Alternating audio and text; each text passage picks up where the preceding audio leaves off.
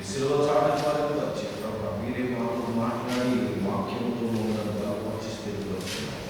మహిమ ప్రభు క్రీస్తు మీ నామములో ప్రభుత్వం మీపైన వాళ్ళ మీకందరికీ ప్రభు యేసు క్రీస్తు నామమున శుభాలు తెలియజేస్తున్నాం. దేవుడు మనకు అనుగ్రహించినటువంటి ఈ నూతన దినములో ఈ ఉదయకాల సమయంలో ఆ పరిశుద్ధిని ఆశ్రయించి వచ్చి ఆ పరిశుద్ధి యొక్క ఆ దివ్యమైన నామమును కీర్తించే ధన్యత దేవుడు మనకి ఇచ్చాడు. అందుని బట్టి దేవుడు క్రీస్తు ప్రతినిధించారు. ఎంత ధన్యతంటే ఉదయకాలమే ఆయన ఆశ్రయించి వచ్చి మరి ఆయన స్తుతిస్తూ మా హృదయంలో ఆ స్థుతిని మనం ఫీల్ అవుతూ ఉంటే దేవా గొప్ప దేవాన్ని మాకు తండ్రి దేవుడు ఆరాధిస్తుంటే ఎంత ధన్యత ఒకసారి ఆలోచించండి. ఎంత ఆశీర్వాదమో అది. దేవుడు మనకి ఇటువంటి ఆశీర్వాదాన్ని మరి అనేకులకు లేని ఆశీర్వాదాన్ని దేవుడు నీకు ఇస్తున్నాడు. అందులో బట్టి దేవా నీకు వందనాలని వందనాలు చెల్లించుకోవాలి. అలాగే దేవుడి యొక్క వాక్య భాగాన్ని ధ్యానం చేసుకుంటున్నాం. లేవీకాండాన్ని ధ్యానం చేసుకుంటున్నాం. లేవీకాండము మీకు నాకు ఏం వివరిస్తుందంటే దేవుడిని ఎలా ఆరాధించాలి అనే సత్యాన్ని తెలియజేస్తుంది. దేవుడిని ఎలా ఆరాధించాలి, దేవుడికి అర్పణ ఎలా ఇవ్వాలి, దేవుని సన్నిధానంలో ఎలా జీవించాలి అనే సత్యాన్ని తెలియజేస్తుంది. అంతేకాకుండా మరి మానవ మాత్రం కనుక మన జీవితాల్లో తెలిసి తెలియక కొన్ని తప్పిదాలు చేసుకుంటాం. మరి ఆ తప్పిదము చేసినప్పుడు మరలా తిరిగి దేవుని సన్నిధానానికి ఏ రీతిగా వెళ్ళాలి, అది వెళ్ళే మార్గం ఏమిటి అనే సత్యాన్ని ఈ లేవీకాండం తెలియజేస్తుంది. అనగా దేవునికి సమీపంగా మనం చేరడానికి ఆ దేవుడు ఇచ్చే మార్గాలను తెలియజేస్తుంది ఈ లేవీకాండము. మరి మొదటి లేవీకాండంలో అనేకమైన బలులను వచ్చి ముఖ్యమైనటువంటి బలులను వచ్చి నేర్చుకున్నాం. మొదటిది దహన బలిగా నేర్చుకున్నాం. రెండవది నైవేద్యము, మూడవది సమాధాన బలి, నాలుగవది పాప పరిహార బలి, ఐదవది చూసినట్లయితే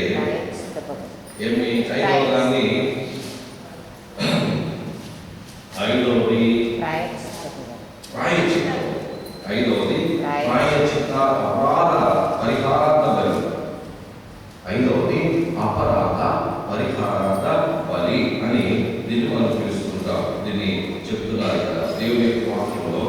ఇక్కడ చెప్తున్నాడు దేవుని యొక్క వాక్యంలో 5వ అధ్యాయము చివరి వచనంలో చెప్తున్నాడు. అది అపరాధ పరిహారార్థ బలి అని తెలియజేస్తున్నాడు. నిజమే. ఎందుకు ఈ బలులన్నీ మనకి మొదట చాలాల్సిన ఏంటంటే ఏమిటి పాత నిబంధనలో ఎందుకు దేవుడు ఈ బలులన్నింటినీ ఏర్పాటు చేసిన ఆలోచన వస్తుంటుంది. ఎందుకు ఈ బలులు ఏర్పాటు చేసినంటే ఒకటే ఉద్దేశము ఏమిటంటే మన యొక్క అతిక్రమాలను బట్టి, మన యొక్క అవిధేయతను బట్టి ఏమైపోతున్నామంటే దేవుడితో సంబంధాన్ని కోల్పోతున్నాం. దేవుడితో ఉండవలసినటువంటి సత్సంబంధాన్ని మనం కోల్పోతున్నాము. ఆ కోల్పోయినటువంటి ఆ సత్సంబంధాన్ని తిరిగి ఎలా నెలకొల్పుకోవాలి అని తెలియజేయడానికి, ఆ నెలకొల్పుకోవడానికి దేవుడు నిర్దేశించినది ఈ బలు. దేవుడితో మనం కోల్పోయినటువంటి సత్సంబంధాన్ని తిరిగి నెలకొల్పుకోవడానికి ఉపయోగపడేది ఈ బలు అనే సత్యాన్ని తెలియజేస్తుంది. మరి 4వ అధ్యాయంలో పాప పరిహారార్థ బలి అని మనం చూస్తున్నాం. ఆ ఏమిటి ఆ పాపాలు అనేవి 5వ అధ్యాయము మొదటి నుండి 4 వచనాలు తెలియజేస్తుంటాడు. పాప పరిహారార్థ బలి అన్నాడు. ఏమిటి పాపాలని ఇక్కడ వివరిస్తుంటాడు. ఏమిటా పాపం అంటే మృత కళేబరంలో ఉంటున్న పాపము. ఆదికాండ లేక పాత నిబంధన ప్రకారము యూదులకు ఇచ్చినటువంటి ధర్మశాస్త్ర ప్రకారం దేవుడు నిర్దేశించినది ఏమిటంటే మృత కళేబరం అది జంతువులే కానివ్వండి, లేదా మనం పెంపుడు జంతువులే కానివ్వండి, అది అడుగు మృగమే కానివ్వండి, కాకిడి జంతువే కానివ్వండి, చచ్చిన దానిని మనం ముట్టినట్లయితే ఆ చచ్చిన దాని వల్ల చచ్చినది అపవిత్రము, దానిని ముట్టిన వాడు ఏమవుతాడు? అపవిత్రుడు అవుతున్నాడు. ఇది నీవు తెలిసి ఉంటున్నా తెలియక ఉంటున్నా సరే అది పాపము అనే సత్యాన్ని తెలియజేస్తుంది. రెండవది కేవలము అపవిత్రమైన వృత్తాలని కాదు, అపవిత్రమైన మనుషులను కూడా పుట్టినా కూడా పాపమే.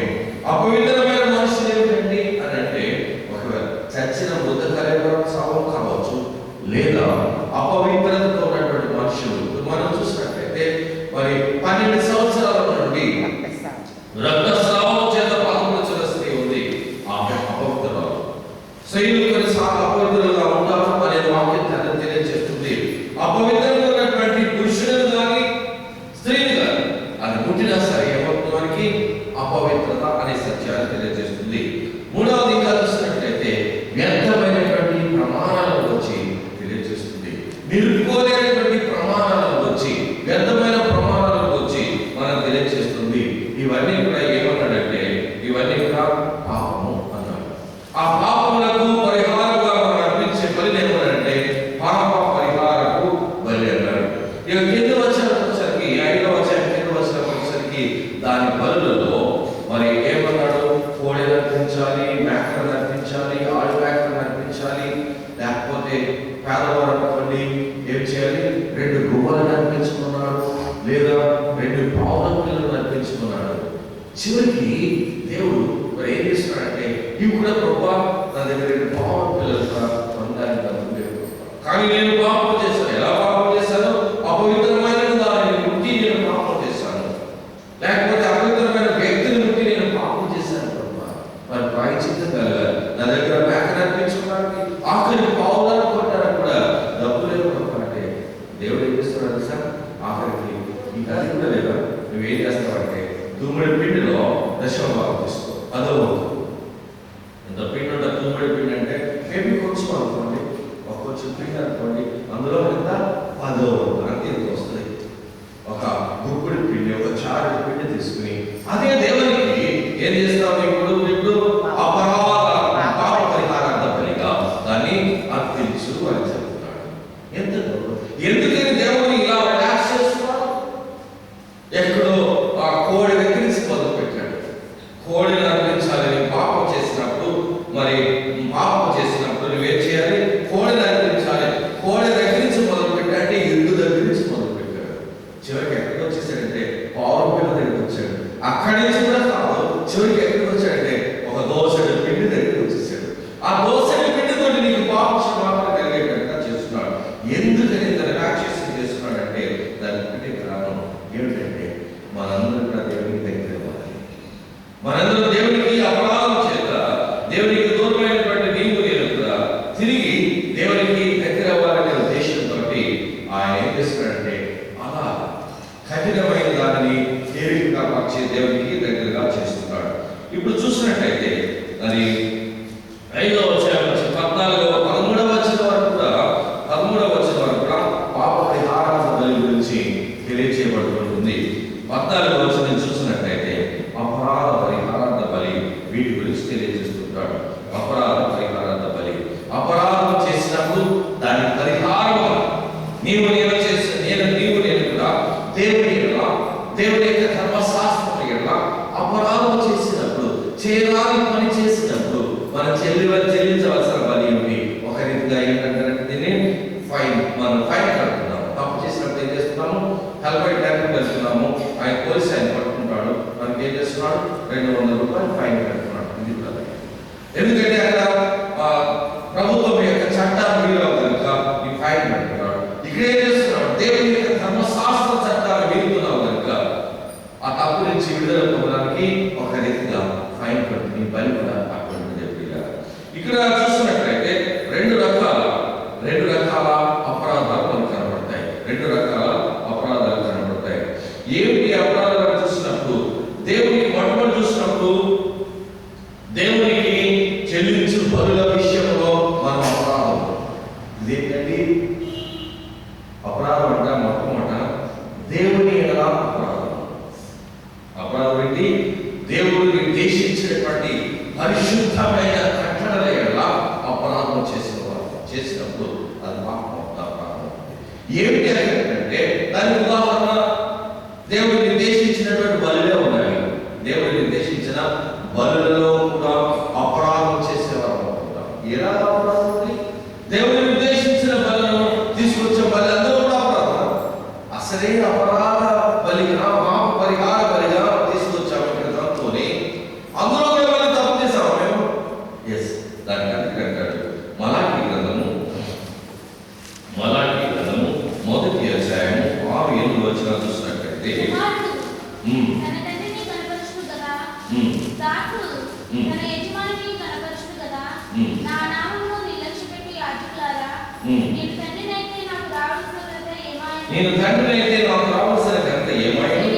యజమానుడనైతే నాకు భయపడవాడు అని సైనికులకు అధిపతి యెహోవా మిమ్మల్ని అడుగగా, ఏమి చేసి నీ నామమును నిర్లక్ష్యపెట్టుకుని మీరందరూ అడుగుతున్నాడు. ఇలా చెప్తూ ఉంటే ఏమి ప్రభువా మేము నిర్లక్ష్యం చేయడం ఏం చేశామయ్యా బాబు?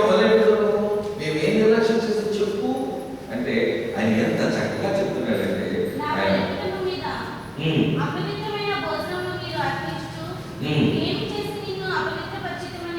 నా బలిపీఠము మీద అపవిత్రమైన భోజనము మీరు అర్పించు, ఏమి చేసి నిన్ను అపవిత్రపరచమని మీరందరూ. నా బలిపీఠం మీద ఎటువంటి భోజనం పెట్టారు? అపవిత్రమైనటువంటి భోజనం పెట్టారు. అది నైవేద్యం కావచ్చు, లేకపోతే దహన బలి కావచ్చు, సమాధాన బలి కావచ్చు.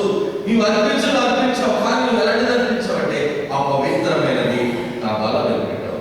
బలిపీఠం అంటే తెలుసా? మనం చెప్పారు దేవుని యొక్క భోజన బలం. బలిపీఠం అంటే దేవుని యొక్క భోజన బల. ఆ భోజన బలం మీద ఎటువంటిది పెట్టావంటే అపవిత్రమైనది పెట్టావు. దేనికి అపవిత్రమైనది ఎలా పెట్టారు అని అనుకుంటున్నావేమో. చదవమ్మా.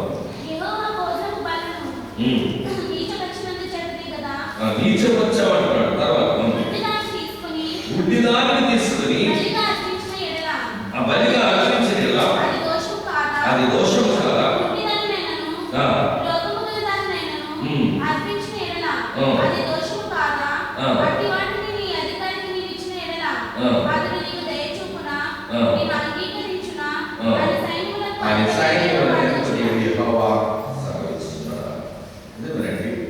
దేవుని సన్నిధానంలో నా బలం మీద పెట్టవలసినటువంటి భోజనం ఎలాంటిది పెట్టావంటే గుడ్డిదాన్ని తీసుకొచ్చి పెడతావా? గుడ్డిదాన్ని తీసుకొచ్చి పెడతావా? అదే నీ అధికారికి ఇచ్చినట్లయితే నీ అధికారి సంతోషిస్తాడా? సంతోషించలేదు. అలాగే నీ సృష్టికర్త దేవునికి నీవు అర్పించవలసిన అర్పణ ఎలాంటి అర్పణ అనుకునే అర్పణ అప్పుడే కాదు, ఎప్పుడైనా సరే దేవునికి నీవు నేను అర్పించే ఎలా ఉండాలంటే శ్రేష్టమైన అర్పణగా ఉండాలి. శ్రేష్టమైన అర్పణగా ఉండాలి. అది చిన్నది కానీ పెద్దది కానీ హృదయపూర్వకంగా మనం సమర్పించే అర్పణ. దేవునికి ఇచ్చే అర్పణ గురించి మనం ఆలోచన చేయాలి తప్పనిసరిగా. దేవుని గురించి మనం మరి ఎలా ఉంటుందంటే మనం ప్రేమించే వారికి ఏదైనా ఇవ్వాలనుకోండి, మనం ప్రేమించే వారికి అది బిడ్డలు కావచ్చు, భార్య కావచ్చు, భర్త కావచ్చు, స్నేహితులు కావచ్చు ఇవ్వాలనుకోండి, ఎంత ఆలోచించి ఏదిస్తే బాగుంటుంది ఎంత ఆలోచిస్తారో అలాంటిది మరి మన సృష్టికర్త, మన ఆశీర్వాదాలకు మూలం, మన రక్షణకర్త దేవునికి ఇచ్చే అర్పణ గురించి నీవు నేను ఏదో ఆకతాళీయం ఇచ్చేది కాదు, ప్రత్యర్థన కూడా హృదయపూర్వకంగా. అది రూపాయి కానివ్వండి, 10 రూపాయలు కానివ్వండి, ఎంత కానివ్వండి హృదయపూర్వకమైన అర్పణ దేవునికి అది చెప్తున్నాడు. రెండవది అక్కడ చేసే తప్పు ఏంటంటే, ఇంకా దేవుని యొక్క నిబంధనలో మనం మీరే తప్పు ఏంటంటే దశమభాగం విషయంలో అలాగే ప్రథమ ఫలముల విషయంలో ఇవన్నీ ఇక్కడే మలాకి గ్రంథంలోనే చెప్తున్నాడు. మలాకి గ్రంథంలో 3వ అధ్యాయం 8వ వచనం చూసినట్లయితే మానవుడు దేవుని యొక్క దొంగిలిన అయితే మీరు నా యొక్క దొంగిలింది. దేని విషయంలో మేము నీ యొక్క దొంగిలించమని మీరందరూ పర్యావరణము ప్రతిష్ఠిత ఆత్మలను ఇయ్యక దొంగిలింది. మీరు ఆయన చెప్తున్నాడు, ఏమంటున్నాడు? దేవుని యొక్క దొంగతనం చేయొచ్చా? ఇదేంటండి సృష్టికర్త దగ్గర దొంగతనమా? మన పక్కడి దగ్గర దొంగతనం చేసామంటే ఓన్లీ ఏదో రీతిగా వాడు తెలియకుండా మేనేజ్ చేసుకోవచ్చు. అది తెలియకుండా మేనేజ్ చేసుకోవచ్చు. భార్య దగ్గర దొంగతనం చేయొచ్చు, భర్తల దగ్గర దొంగతనం చేయొచ్చు, రకరకాలవన్నీ మనం మేనేజ్ చేసే రోజు మేనేజ్ చేస్తాం ఎలా బాగున్నా. కానీ సర్వ సృష్టికర్త దేవుడి దగ్గర దొంగతనం చేస్తున్నాం మీరు అంటున్నాడు. ఏమిటి దొంగతనం అయ్యా అంటే 10వ భాగం నాకు రావాల్సినటువంటి 10వ భాగం నీ కష్టార్జితాన్ని ఇస్తున్నాను, కష్టించి పని చేయడానికి నీకు శక్తిని ఇస్తున్నాను, నీ కష్టార్జితాన్ని ఇస్తున్నాను. అందులో నేను అడిగింది 10వ భాగము. ఆ 10వ భాగాన్ని నువ్వు ఏం చేస్తున్నావు? నేను వాడుకుంటున్నానంటే నేనేం చేసినట్టు అవుతుందంటే నేను దేవుని యొక్క సభలో నేను దొంగతనం చేసినట్టు కాదా? అది అలాగే ప్రథమ చెప్తాను. అదే చెప్తాను. ఇవి జరిగే దేవుని పట్ల దేవుని నిర్దేశించినటువంటి కార్యాలు, పవిత్రమైన కార్యాల పట్ల మనం అపరాధం తెలుస్తున్నారు. రెండవ పాపం ఏమిటంటే దేవుని పట్ల కాదు మనుషుల పట్ల కూడా నేను కూడా చేసేది అపరాధాన్ని తెలియజేస్తున్నాడు. మనుషుల పట్ల ఏమిటంటే అక్కడ చెప్తాడు మన సహోదరులను గురించి ఇక్కడ చెప్తాడు. మన సహోదరుల గురించి చెడ్డగా మాట్లాడతాడు. మన సహోదరుల గురించి చెడ్డగా మాట్లాడతాడు. ఈయన అంటాడు యెహోవాకు విరోధముగా ద్రోహం చేసినవి, యెహోవాకు విరోధముగా ద్రోహం చేసిన కార్యాలు అంటాడు. ఏంటి? మన సహోదరులను చెడ్డగా మాట్లాడడం, మన ఇల్లు పొరుగు వారి గురించి చెడుగా మాట్లాడడం, నమ్మక ద్రోహం, తప్పుడు సాక్ష్యము, మన పొరుగు వారి గురించి తప్పుడు సాక్ష్యం, సాక్ష్యం ఏమి ఉండి కూడా సాక్ష్యం చెప్పలేకపోవడం, ఇవన్నీ కూడా లేకపోతే ఇతరులు పోగొట్టుకున్నారంటే ఏదో పోగొట్టుకున్నారు, మనకు దొరికింది, వారు ఎదుర్కొంటుంటే వెదకుండా పడుతున్నారు. పోగొట్టుకున్న వారు ఎదుర్కొంటున్నారు, మనమేమో జైల్లో పెట్టుకుని మనం కూడా ఎదుర్కొన్నామని అనుకుంటున్నాం. ఇది ఏమంటాడు తెలుసా? మనకి ఇదేమంటాడంటే యెహోవాకు విరోధముగా ద్రోహము చేయడం. చూడండి దేవుడు ఎంత సెన్సిటివ్గా ప్రవర్తిస్తాడు. దేవుడి యొక్క కట్టడలు ఎంత బాగున్నాయంటే ఆయన పట్ల, ఆయన యొక్క మరి బలుల పట్ల, ఆయన యొక్క అర్పణల పట్ల మాత్రమే కాదు కానీ పురుగువారి నీవు నేను కూడా తప్పు చేస్తుంటే ఆయన ఏమంటాడు తెలుసా? ఈ తప్పు నాకు ద్రోహం చేసినట్టు అంటున్నాడు. ఇదంటే నిన్ను నన్ను ఎంతగా ప్రేమిస్తున్నాడు అర్థం. ఇందులో ఏమర్థం అవుతుంది? నిన్ను నన్ను దేవుడు ఎంతగా ప్రేమిస్తున్నాడు. పొరుగువాడు అంటే నీవే పొరుగువాడు, నీ పొరుగువాడు, నా పొరుగువాడు నాకు ద్రోహం చేస్తుంటే ఆ ద్రోహం ఎవరు ఫీల్ అవుతున్నారంటే దేవుడు ఫీల్ అవుతున్నాడు.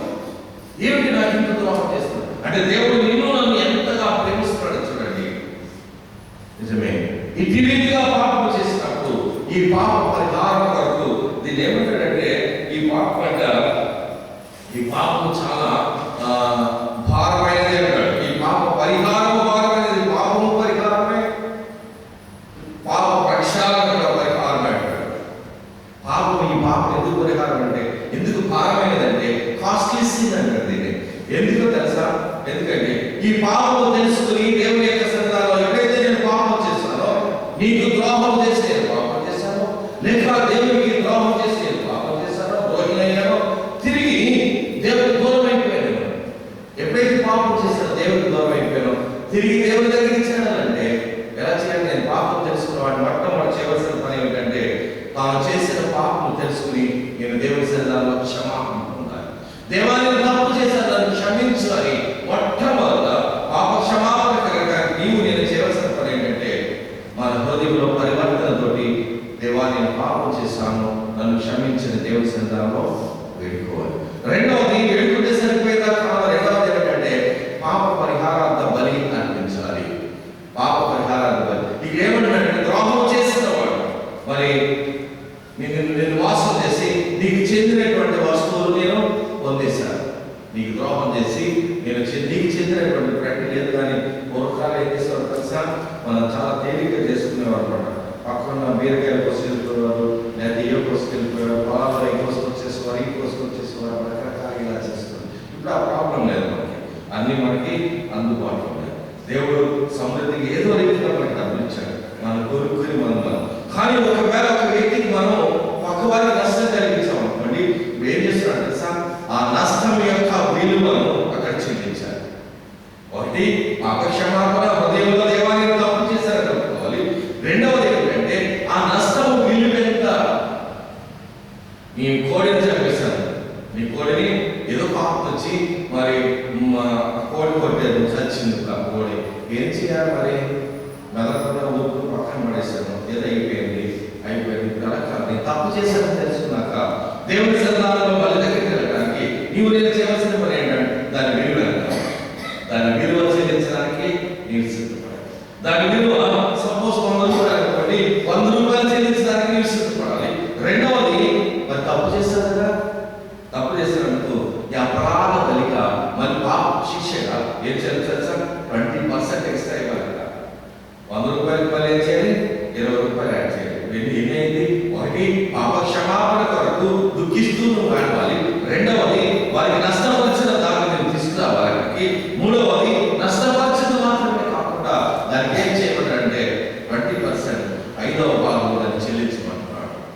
3 రకాల ఫైన్, 2 రకాల ఏ ఫైన్ అంటే 3వ దాంతో అయిపోయిందా అవలేదు. నీవు ఎంత నష్టపరచావో అదే విలువకి తగినటువంటి బలి అర్పించాలి. నీవు ఎంతైతే వారికి నష్టపరచావో అదే విలువకు తగినటువంటి బలి కూడా మరి పాప పరిహారంగా దేవుని యొక్క సన్నిధానంలో బలి అర్పించాలి. యాజకుల దగ్గరికి తీసుకురావాలి, యాజకులు చెప్పాలి, యాజకులు చెప్ప ఖచ్చితంగా యాజకులు చెప్పినప్పుడు నీవు ఇంత విలువైనటువంటి బలి తీసుకురా అని యాజకులు చెప్తాడు. దాన్ని నిర్దేశించినటువంటి ఖరీదు ప్రకారం తీసుకురావాలి, అప్పుడు దాన్ని బలి అర్పించాలి. అంటే చూడండి, ఎంత ఒక పాపానికి నువ్వు చేసినటువంటి, నేను చేసినటువంటి, నీ ఎడల నేను చేసినటువంటి ఒక చిన్న ద్రోహానికి నేను ఎన్ని రెట్లు శిక్షణ అనుభవించవలసి వస్తుందంటే దేవుడి దగ్గర 3 రెట్లు.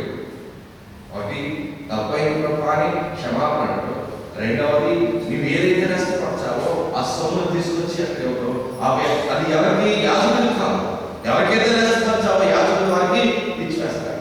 అంతేకాకుండా దానికి 5వ భాగం చేర్చాలి, అంటే 20% ఎక్స్ట్రా ఇవ్వాలి. 2 మూడవది ఏంటి, అదే విలువ తగినటువంటి బలి అర్పించాలి. ఇది మరి దేవుడిని నిర్దేశించినటువంటి మనం చేసినటువంటి పాపాలకు ఆయన ఇచ్చినటువంటి పరిహారం అనే సత్యాన్ని తెలియజేస్తుంది, అపరాధానికి బలిగా తెలియజేస్తుంది. నిజమే ప్రభు నాకు ప్రియమైన వాళ్ళ అప్పుడు అంటాడు ఆయన ఏమంటాడంటే, అప్పుడు ప్రాయశ్చిత్తము చేయగా అతనికి క్షమాపణ కలుగు. నేను తీసుకొచ్చిన ఇవన్నీ తీసుకొచ్చినప్పుడు ప్రాయశ్చిత్తము కలుగా, క్షమాపణ కలుగు. అంటే ఇప్పుడు నీవు నేనేమవుతున్నామంటే దేవుడికి మళ్ళా తిరిగి దగ్గర అవుతున్నాను. దేవుడికి దగ్గర అవడానికి ఇన్ని పనులను దేవుడు నిర్దేశించింది. ఇవన్నీ నిజమే మన యొక్క అపరాధం బట్టి, మన పాపములను బట్టి దేవుడికి దూరమైనప్పుడు తిరిగి దగ్గరికి కావడానికి దేవుడు నిర్దేశించినటువంటి బలులన్నీ, అది దహన బలి కావచ్చు, నైవేద్యం కావచ్చు, సమాధాన బలి కావచ్చు, పాప పరిహార బలి కావచ్చు, లేదా అపరాధ బలి కావచ్చు. ఇంకా ఉంటుంది మరి పాలు కూడా ఉంటుంది, అది పానీయం కూడా ఉంటుంది, పానీయము అనుకుంటుంది. ఇవన్నీ కూడా నిర్దేశించాడు. ఎందుకంటే కోల్పోయిన సంబంధాన్ని తిరిగి కలుగుతాడు. విచిత్రం ఏంటంటే ఇవే కనుక ఈరోజు నీవు నేను అర్పించాలనుకోండి, ఇదే ధర్మశాస్త్రము మీ జీవితంలో, నా జీవితంలో ఇంకా కొనసాగుతుందనుకోండి. ఎందుకు వచ్చింది మనం అనుకుంటాం, దేవుడు లేదు ఎందుకు వచ్చింది, దేవుడితో సంబంధం లేకపోయినా పర్వాలేదు అని కనిపిస్తాం అనుకుంటాం. ఎందుకంటే అది ఏమైపోతుందంటే మనకి హారమైపోతుంది. దేవుడికి దగ్గర సంబంధం, దేవుడితో కోల్పోయిన సంబంధం తిరిగి నెలకొల్పి ఎలాగైపోతుంది మన జీవితాల్లో ఎంతో హారమైపోతుంది. అందుకనే యేసయ్య ఈ లోకానికి వచ్చినప్పుడు ఆయన పిలిచినటువంటి పిలుపు ఏమిటంటే, ప్రయాసపడి భారం వహించిన సమస్త జనులారా నా యొద్దకు రండి. మీ కాడిని నేర్చుకోండి, మీ కాడిని తేలిక చేస్తాను. ఏమిటి ఆ ప్రయాస? ఇదే ప్రయాస. యేసయ్య చూసినటువంటి ప్రయాస ఏమిటంటే సంబంధమైనటువంటి కార్యాలు, ధర్మశాస్త్ర సంబంధమైనటువంటి పనులు, ధర్మశాస్త్ర సంబంధమైన అర్పణలు, ఇవన్నీ మనుషులకు భారమైపోయాయి. అందుకనే ఆ భారాన్ని తొలగిస్తానండి. ఎలా తొలగించాడంటే యెషయా గ్రంథం 53వ అధ్యాయం 10వ వచనం చూడండి. యెషయా గ్రంథం 53 అతడు అతని నలుగుబెట్టుటకు యెహోవాకు ఇష్టమైన వ్యాధి కలిగజేసెను. అతడు తను తాను అపరాధ పరిహార బలిగా చేయగా అతని సంతానం చాలా. ఇప్పుడు ఎందుకని మనందరికీ ఈ బలులు 6 రకాల బలులు ఉన్నాయి. పానీయార్పణతో కలిసి 6 రకాల బలులు ఉన్నాయి. ఈ బలులన్నీ నీవు నేను అర్పించవలసినవి మన అతిక్రమాలను బట్టి. కానీ దేవుడు చేసే కార్యం ఏంటంటే ఈ బలుల భారం తీసుకెళ్ళడానికి వాటన్నిటికీ బదులుగా తన ప్రియ కుమారుడైనటువంటి యేసు ప్రభువును ఆయన ఏం చేశాడంటే బలి పశువుగా ఈ లోకానికి పంపించాడు. మన అపరాధాలన్నిటినీ ఆయన మీద మోపాడు. మన అపరాధాలు, మన పాపము, మన శిక్ష, మన ద్రోహము, ఈ సమస్తం ఆయన మీద మోపాడు. ఆయన పాపముగా చేయబడి ఆయన ఏం చేయబడ్డాడు? ఆ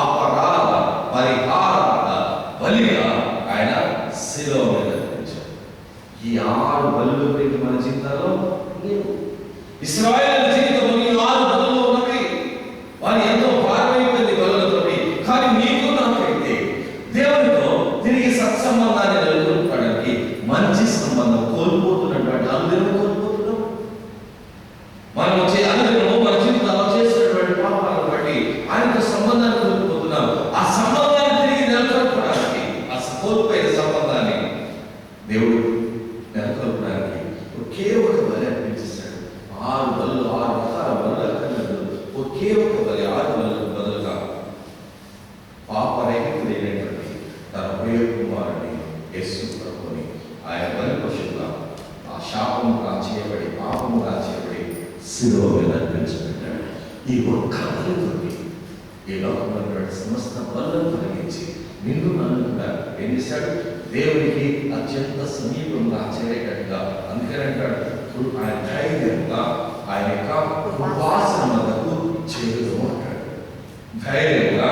ఎందుకంటే ధైర్యం అంటే వాళ్ళు అనిపించిన వాడు ధైర్యంగా వస్తాడు. పాప క్షమాపణ పొందాలని ధైర్యంగా వచ్చేవాడు ఒకప్పుడు. ఇప్పుడు ఏ పని లేకుండా ధైర్యం వస్తున్నావు దేవుని సన్నిధానానికి. ఎలా వస్తున్నావు అంటే నాకు బదులుగా మా పెద్ద ఒక ఆయన బలైపోయాడు. నాకు బదులుగా నా పెద్ద ఆయన ఈ ఫైనల్గా కట్టేశాడు.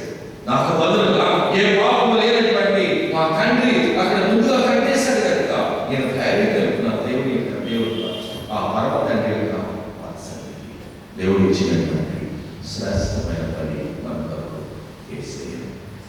నిజమే ప్రభువునందు ప్రియమైన ఎంత సంతోషం వచ్చింది, ఎంత సంతోషం. ఇశ్రాయేలు ప్రజలకు భారమైనటువంటి బలులను ఆయన మనం తేలిక చేసి ఆయన యొక్క ప్రియ కుమారుడు వల్ల ఆయన తండ్రి యొక్క వాత్సల్యం చేరేలా ప్రభు నీకు నొప్పించాడు. ప్రభు ఎంత కృతజ్ఞత కలిగి ఉన్నారో ఒకసారి ఆలోచించండి. నీవు నేను కూడా ఇంత గొప్ప కార్యం మన పక్షంగా చేసినటువంటి ప్రభు పట్ల మనం ఎంతో కృతజ్ఞతతో మనం జీవించాలనే సత్యాన్ని జ్ఞాపకం మర్చిపోయి